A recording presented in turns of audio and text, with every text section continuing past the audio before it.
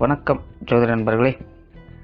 ஏற்கனவே ராசியை பற்றின முழு விவரங்களையும் பார்த்தாச்சு. அதாவது ஒவ்வொரு ராசிக்குமே என்ன மாதிரியான குணாதிசயங்கள் இருக்கும், எந்த மாதிரியான வாழ்க்கை அமைப்பு இருக்கும், என்ன மாதிரியான உறவு முறைகள் இருக்கும் அப்படின்னு விளக்கமாகவே பார்த்தாச்சு. அதே போல் லக்ன விவரங்களையும் பார்த்தாச்சு. ராசி அமைப்பை போலவே லக்னத்திற்கும் ஒவ்வொரு விஷயங்களும் எப்படி இருக்கும் அப்படின்னு தனித்தனியாகவே சொல்லியிருக்கும். பார்க்காதவங்க டிஸ்கிரிப்ஷனில் லிங்க் இருக்கும், செக் பண்ணி பாருங்கள். இனி ராசி மற்றும் லக்னம் இது ரெண்டும் சேர்ந்த அமைப்பு எப்படி இருக்கும் அப்படிங்கிறத பற்றி பார்க்க போகிறோம். ஒரு குறிப்பிட்ட லக்னம் மற்றும் ராசியாக ஒரு மனிதருக்கு அமைந்து வரும் பொழுது அவங்களுக்கு என்ன மாதிரியான விஷயங்கள் இருக்கும் அப்படிங்கிறத பற்றி சில விளக்கங்களை ஜோதிடத்தில் பொதுவாக சொல்ல முடியும். இனி அந்த விஷயங்களை பற்றி தொடர்ச்சியாக பார்க்கலாம். பதிவை பார்க்குறதுக்கு முன்னாடி ஒரு சில விஷயங்களை கவனத்தில் வச்சுக்கோங்க. எப்பவும் சொல்லக்கூடிய விஷயங்கள் தான். இங்கு சொல்லக்கூடிய விஷயங்கள் முழுமையாக உங்களுக்கு பொருந்தணுங்கிற அவசியம் கிடையாது. ஏன்னா ஒரு மனிதனை பற்றி அவங்களுடைய சுய ஜாதகம் மட்டும்தான் முழுமையான விஷயங்களை சொல்ல முடியும். மற்ற விஷயங்கள் எல்லாமே ஒரு பொதுவான அமைப்பு கொண்டது தான். இங்கு சொல்லக்கூடிய விஷயங்களை நீங்கள் கிராஸ் பண்ணி வருவீங்க. உங்களுடைய வாழ்க்கையில் சில அனுபவங்களாகவும் உணர்வுபூர்வமான விஷயங்களாகவும் பெற முடியும். அதே போல் ராசி முக்கியமாக இல்லை லக்னம் முக்கியமாக அப்படின்னாலும் குழப்பிக்க வேண்டாம். ராசி லக்னம் அப்படிங்கிறதெல்லாம் பார்த்திங்கன்னா ஒரு சில ஐடென்டிட்டி மட்டும்தான். ஜோதிட பலன்கள் எடுக்கிறதுக்காக பொதுவாக தெரிஞ்சிக்க வேண்டிய சில விஷயங்கள் அவ்வளோதான். மற்றபடி 9 கிரகங்கள் 12 கட்டம் 27 நட்சத்திரங்கள் கொண்ட ஒரு அமைப்பு தான் நமக்கு முழுமையாக முக்கியம். அதுதான் ஒவ்வொரு செகண்டும் நமக்கு தேவையான எல்லா விஷயங்களையும் தீர்மானிக்கிறது. அதனால் ராசி முக்கியமாக இல்லை லக்னம் முக்கியமாக அப்படின்னாலும் குழப்பிக்காதீங்க. நம்ம யாருன்னு கேட்டால் நம்மளுடைய பேரை எப்படி ஒரு அடையாளமாக சொல்கிறோமோ அந்த மாதிரி தான் நம்மளுடைய சுய ஜாதகத்திற்கு அடையாளமாக இந்த ராசியும் லக்னமும் அமைந்து வருது. மற்றபடி இங்கே எல்லாமே முக்கியம் அப்படிங்கிறத மனசில் வச்சுக்கோங்க.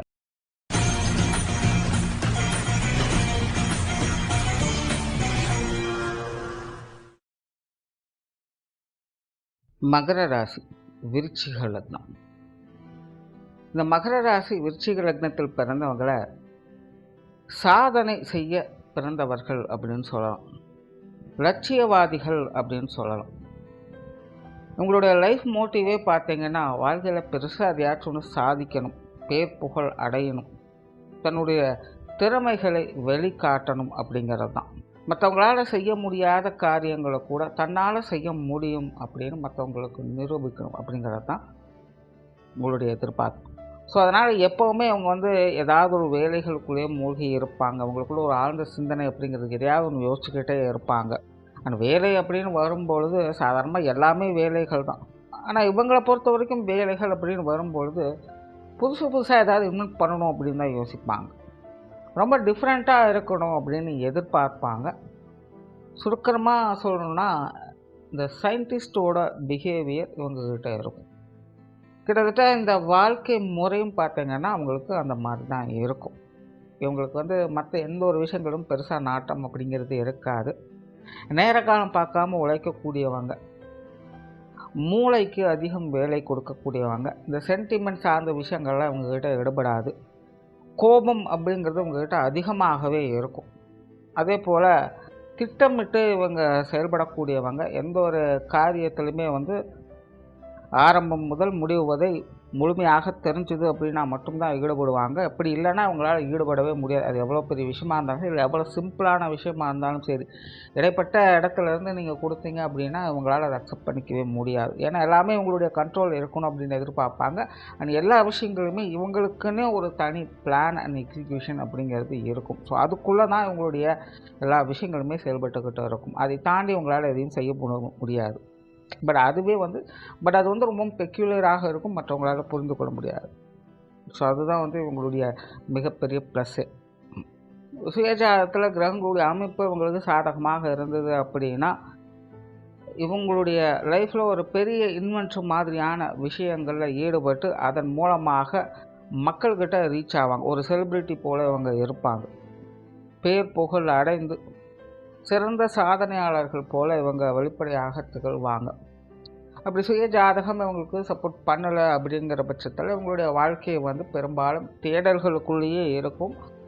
பட் என்னென்னா ஒரு நார்மலான தேடல் இருக்கக்கூடியவங்களை காட்டிலும் இவங்க கொஞ்சம் எக்ஸ்ட்ராடினரியான பர்சனாக இருப்பாங்க. அதாவது இன்னும் இதை புரிஞ்சுக்கிறது கொஞ்சம் கஷ்டமாக தான் இருக்கும். அதாவது ஒரு யதார்த்த நிலையிலிருந்து பார்க்கும் பொழுது இது வந்து கொஞ்சம் வலி கொடுக்கக்கூடிய விஷயமாகத்தான் இருக்கும். நிறைய இடங்களில் பார்த்துருக்கலாம். உழைப்பு ஒரு பக்கம் இருக்கும், அதுக்கு உண்டான அந்த ரெகக்னேஷன் அப்படிங்கிறது இன்னொரு பக்கம் போயிட்டு இருக்கும். இன்னொரு சைடில் பார்த்தோம்னா அந்த விஷயங்களுக்கு அவங்களுக்கு தகுதியே இருக்காது, ஆனால் அவங்கள தலைமையில் தூக்கி வச்சு கொண்டாடுவாங்க. உண்மையிலே விஷயம் இருக்கக்கூடிய ஆட்களை, திறமை இருக்கக்கூடிய ஆட்களை கண்டுகொள்ளவே மாட்டாங்க. ஸோ இந்த சுய ஜாதகம் சரியில்லாத நபர்கள் இப்படிப்பட்ட இக்கட்டான சூழ்நிலைகளில் மாட்டிக்குவாங்க. பட் இவங்களுடைய திறமை போற்றுதலுக்கு உரியது. இது எப்போ இவங்களுக்கு உபயோகமாக, அதாவது இவங்களுக்கு உபயோகம் அப்படின்னு சொல்ல முடியாது, இது எப்போ இந்த விஷயங்கள்லாம் உபயோகமாக இருக்கும் அப்படின்னா இவங்க இல்லாத காலத்தில் அது பிரயோஜனமாக இருக்கும். கிளியராக சொல்கிறேன்னா, எல்லாத்துக்கும் தெரிஞ்ச மாதிரி இந்த பாரதியார் அப்படிங்கிற ஒருத்தர், அவர் வாழ்ந்த காலத்தில் அவரை எல்லாருமே புறக்கணித்தாங்க. ஆனால் அவர் இறந்த பிறகு புரட்சி கவி அப்படின்னு சொல்லிட்டு கவிதைக்கே அவர் தான் தலைவன் அப்படிங்கிற மாதிரி கொண்டுட்டு போனாங்க. ஸோ வாழும்பொழுது அவருக்கு உண்டான அந்த ரெகக்னிஷன் கிடைக்கல, அவர் கஷ்டப்பட்டுட்டு தான் இருந்தார். ஆனால் இறந்த பிறகு அவருடைய காரியங்கள் அனைத்துமே பார்த்திங்கன்னா ஒரு பெரிய போற்றுதலுக்குரியதாக மாறிடுச்சு. ஸோ கிட்டத்தட்ட இந்த மகர ராசி விருச்சிக லக்னத்தில் பிறந்தவங்களுக்கு சுய ஜாதகம் சரியாக வேலை செய்யலை அப்படின்னா இந்த மாதிரி விஷயங்கள் தான் இருக்கும். அதற்குண்டான ரெகக்னேஷன் அப்படிங்கிறது அவங்க வாழக்கூடிய காலங்களில் கிடைக்காது. பட் அதற்காக வந்து அவங்க முயற்சியை விட்டுட்டு ஒதுங்கி போகிறவங்க அல்ல. ஏன்னா அவங்களால வந்து சிந்திக்காமலோ செயல்படுத்தாமலோ இருக்கவே முடியாது. அது இருந்தது அப்படின்னா தான் அவங்களுடைய ஓட்டம் அப்படிங்கிறது நடக்கும். இல்லை அப்படின்னா அவங்களால எந்த ஒரு விஷயத்துலையுமே ஒரு யதார்த்த நிலையிலிருந்து கூட அவங்களால செயல்பட முடியாது. ஒவ்வொருத்தருக்கும் ஒவ்வொரு விஷயமான மோட்டிவேஷன் அப்படிங்கிறது இருக்கும். இவங்களுக்கு வந்து இவங்களுடைய மூளைக்கு வேலை கொடுக்கறது தான் வந்து இவங்களுக்கு மோட்டிவேஷனு. அது வந்து மற்றவங்களால் ஏற்றுக்கொள்ளக்கூடியதோ இல்லையோ அதெல்லாம் வந்து ரெண்டாவது விஷயம்தான். பட் இவங்க செயல்படுறது இந்த விஷயங்களால் தான். ஸோ அதனால் இவங்க வந்து எப்படி இருந்தாலும் முயற்சியை என்றைக்குமே விட்டுட மாட்டாங்க. இவங்களுடைய குணத்தை யாருக்காகவும் விட்டு கொடுக்க மாட்டாங்க. தொடர்ந்து போராடி கொண்டே தான் இருப்பாங்க. பட் சுய ஜாதகம் நல்லபடியாக இருந்தது அப்படின்னா அதற்குண்டான ரெகக்னேஷன் கிடைக்கப்பெற்று பேரும் புகழும் அடைஞ்சு வாழக்கூடியவங்களாக இருப்பாங்க. பட் சுய ஜாதகம் சரியில்லை அப்படிங்கும்போது அதுக்குண்டான ரெகக்னேஷன் அப்படிங்கிறது லேக் ஆகும். இயற்கையாகவே நல்ல தைரியசாலிகள், வினோதமான விஷயங்களில் ஈடுபடக்கூடியவங்க, சாஸ்திர சம்பிரதாயங்களை மதிக்க மாட்டாங்க, புதுமையை விரும்பக்கூடியவங்க, அமானுஷ்யமான விஷயங்களில் ஆர்வம் உடையவங்க, சும்மா வெறுமனே கடமைக்காக எந்த ஒரு காரியத்திலும் செயல்படுத்த மாட்டாங்க. பிடிச்சது அப்படின்னா மட்டும்தான் எந்த ஒரு விஷயத்துலையுமே ஈடுபடுவாங்க. மற்றவர்களுக்கு உதவி செய்யணும் அப்படிங்கிற எண்ணம் இவங்களுக்கு உண்டு. இவங்களால் நிறைய பேர் பயன்பெறக்கூடியவங்களாகவும் இருப்பாங்க.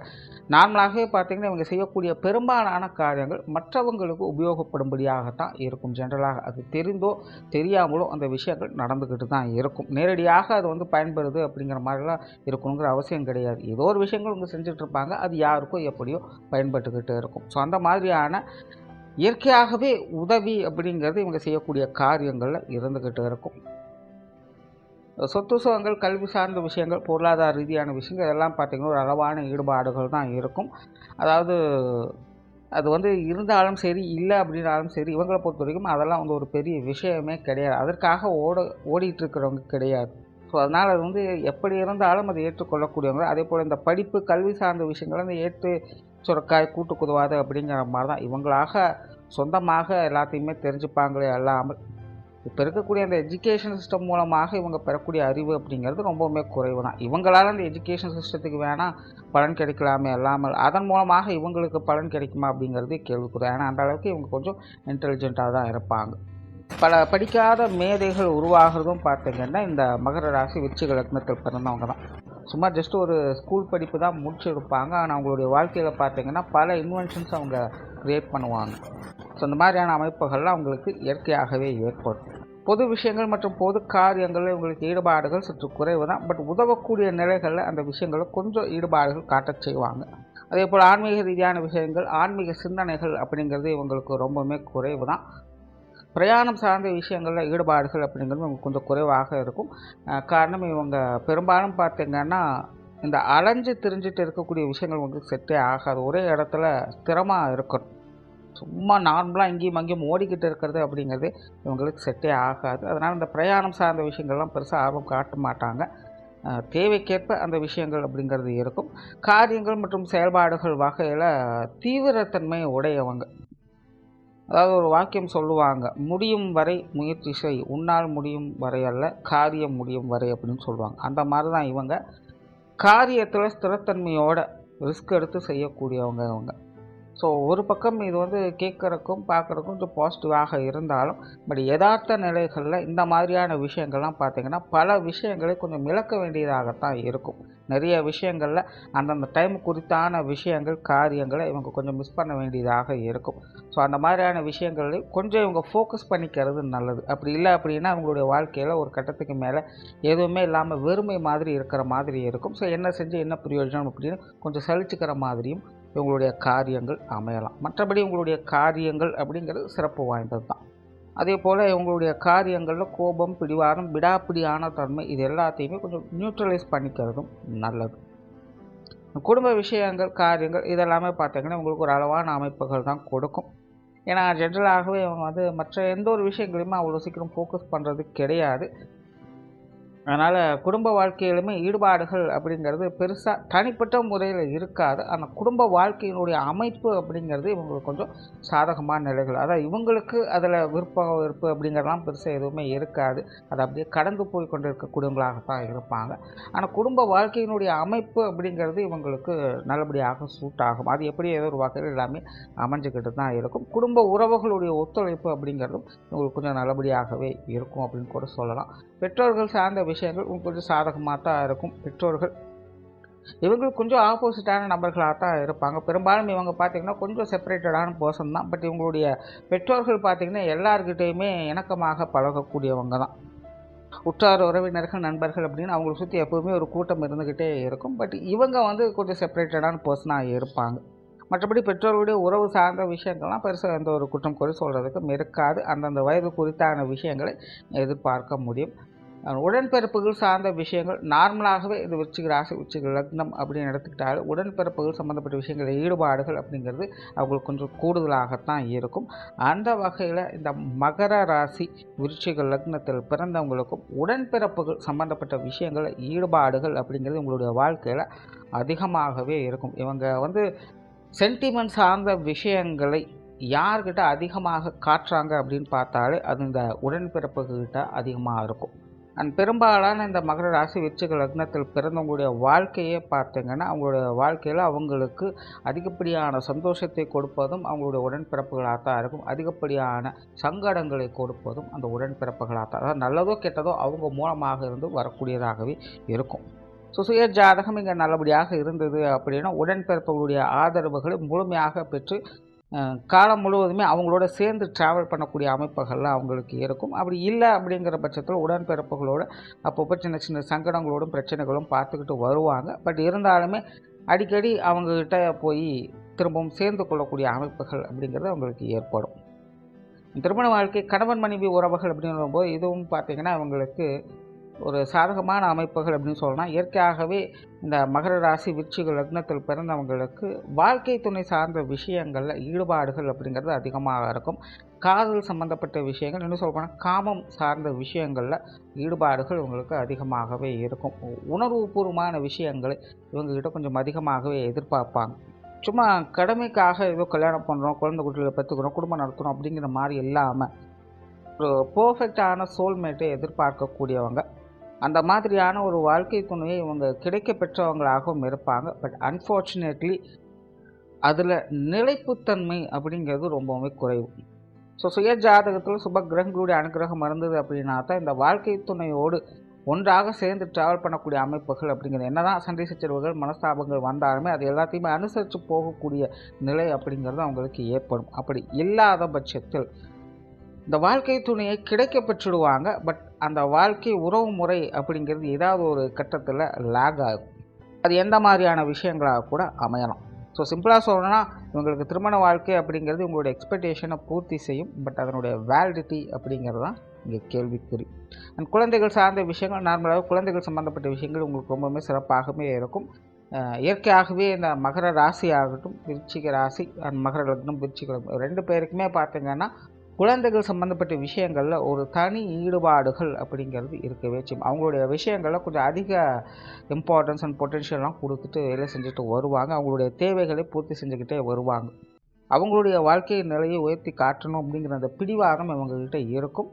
ஸோ குழந்தைகள் வகையில் சுக சௌகரியங்களை பெறக்கூடியவங்களாம், குழந்தைகளுடைய முன்னேற்றங்களுக்காக பாடுபடக்கூடியவங்களாகவும் இருப்பாங்க. ஆனால் உற்றார் உறவினர்கள், நண்பர்கள் சார்ந்த விஷயங்கள் இதெல்லாமே பார்த்திங்கன்னா ஒரு கலவையான அமைப்புகள் தான். கிளியராக சொல்லணும்னா லக்ன ரீதியாக உற்றார் உறவினர்கள், நண்பர்கள் சார்ந்த விஷயங்கள்லாம் பெருசாக அவங்களுக்கு ஒட்டாது அப்படின்னு சொல்லலாம். அதாவது ஒரு கான்ட்ரவர்சியான நிலைகளை ஏற்படுத்தும். பட் அதுவே ராசி நிலையிலேருந்து பார்க்கும்பொழுது அதுவே கொஞ்சம் நல்ல நிலையிலிருந்தும் வேலை செய்யும். ஸோ இது ஒரு கலவையான நிலைகளில் தான் வேலை செய்யும் இந்த ராசி லக்ன அமைப்புகள் படி. ஸோ உற்றார் உறவினர்கள், நண்பர்கள் எல்லாத்தையுமே அக்செப்ட் பண்ணுவாங்க. அந்த எளிமையாக பழகக்கூடிய தன்மை அப்படிங்கிறதெல்லாம் இருக்கும். பட் ஒரு லாங் டேர்மில் எதையுமே எதிர்பார்க்க முடியாது அப்படிங்கிறது தான் விஷயம். அடிக்கடி உங்களோட உறவுமுறைகள் அதாவது பழகக்கூடியவங்க மாறிக்கிட்டே இருப்பாங்க. இல்லைன்னா பார்த்திங்கன்னா ஒரு லிமிட்டட் பர்சனாக தான் இருப்பாங்க. வெகு சிலர் தான் 1, 2 ஒரு விரல் விட்டு எண்ணக்கூடிய வகையில் தான் பார்த்திங்கன்னா இவங்களுக்கு நண்பர்களுடைய சேர்க்கையோ இல்லை உறவினர்களுடைய சேர்க்கையோ இருக்கும். ஸோ இந்த மாதிரியான விஷயங்களை எதிர்பார்க்கலாம்.